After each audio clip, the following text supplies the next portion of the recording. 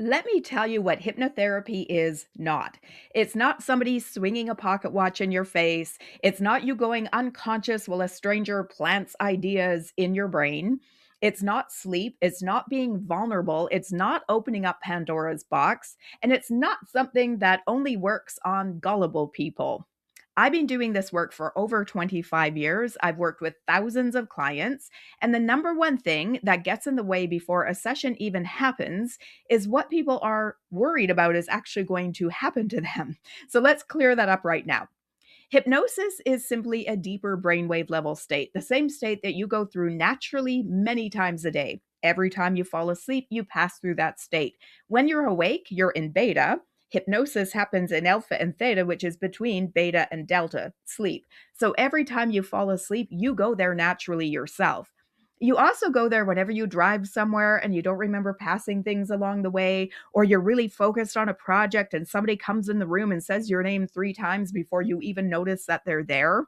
You have been there literally thousands of times. All I'm doing with my clients is taking them into that state intentionally and doing something with them there that is helpful. Now, here's something that might surprise you. The most important part of a hypnotherapy session isn't actually the session itself, it's the consultation that happens before. Before I even ask a client to close their eyes, I spend a significant amount of time. I give an hour away for free to anybody who's interested in working with me.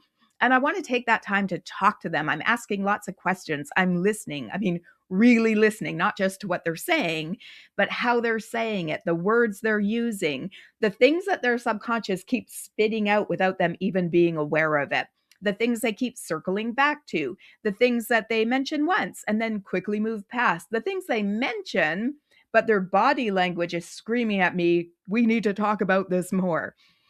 I need to understand not just what the client is struggling with, but why. Where did this start? What did they decide about life, themselves, other people as a result of the event that happened in that moment? What is the subconscious actually doing on behalf of this client?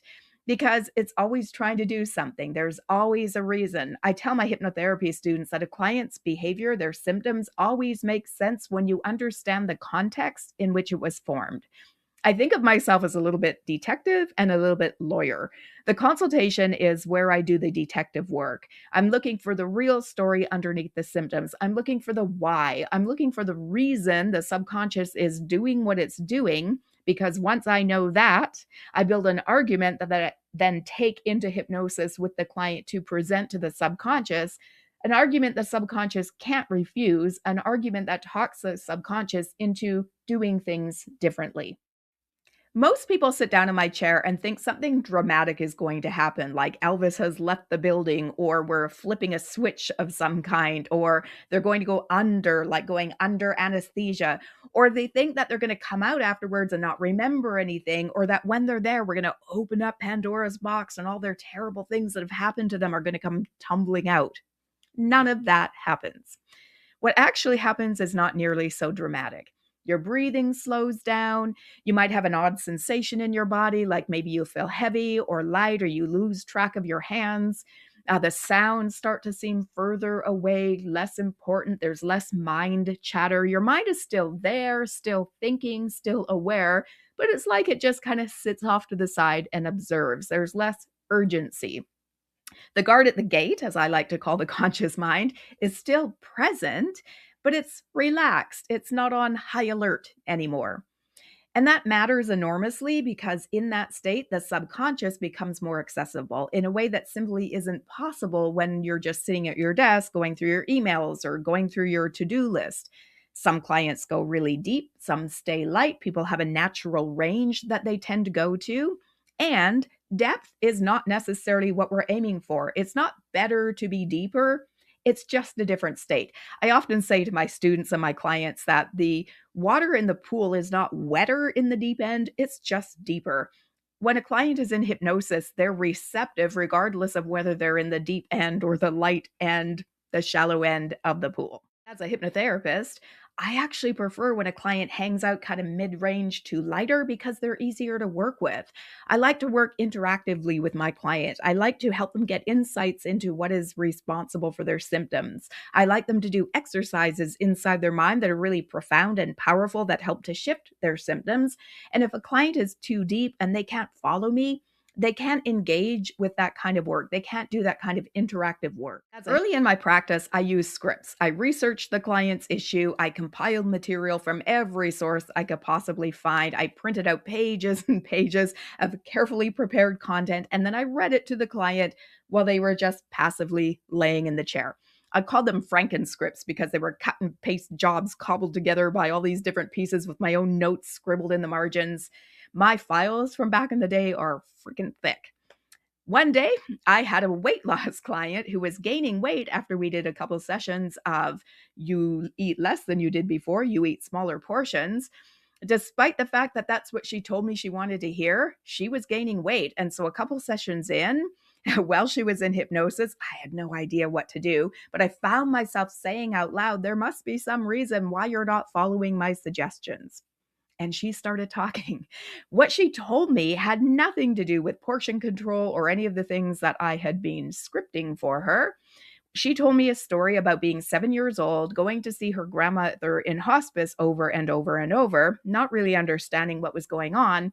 And what she observed was that her grandma was getting thinner, thinner, and thinner, and then eventually died. And I realized when she told me this story that her subconscious was fearful that if she lost weight, the same thing could happen to her.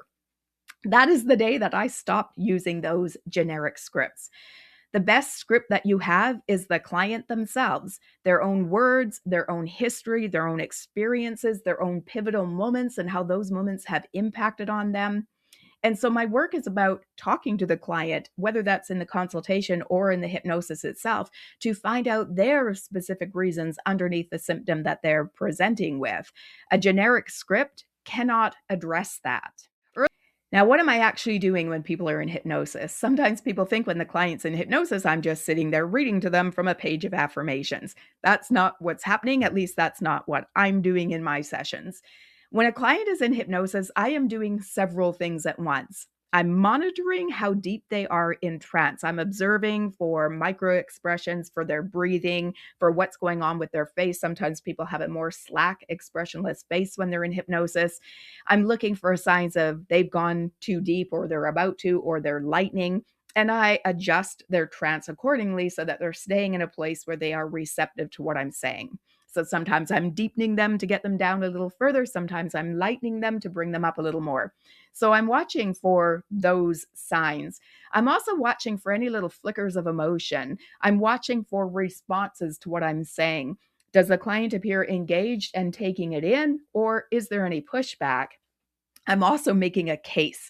I call it a hypnotic argument, like a lawyer who's presenting evidence to a jury, except that the jury is the client's subconscious mind. And the evidence is information I've gathered from their own life or from facts and logic to present to the subconscious to help it see things differently.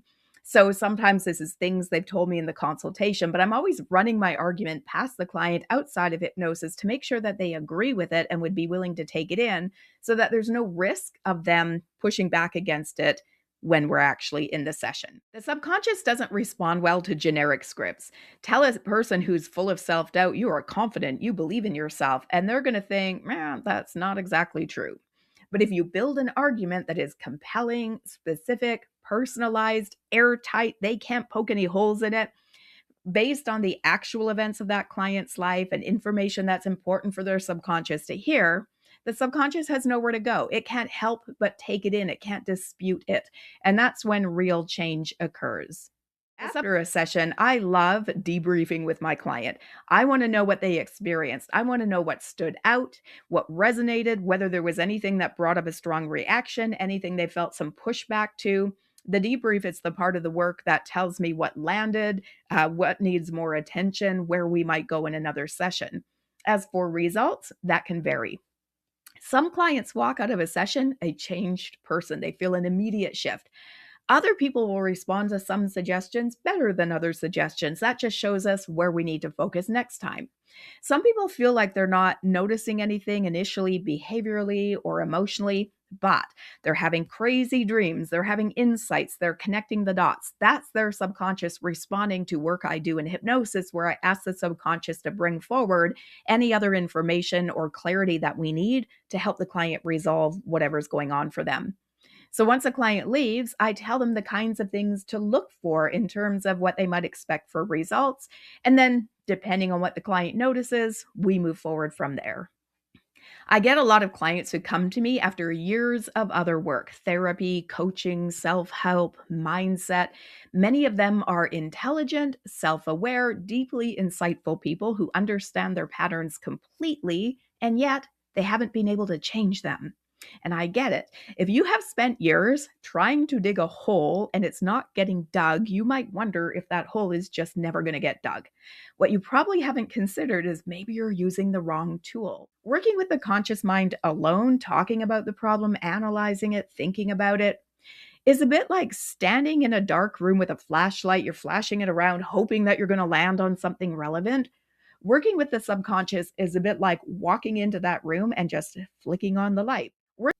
Your subconscious runs 90 to 95% of your behavior. It's got all of your life experience stored within, it's your long term memory. And so your subconscious can tell us, if we're using hypnosis correctly, what exactly has triggered the symptoms that you have. And because it's the creative and intuitive part of your mind, we can even find out from your subconscious how best to resolve it.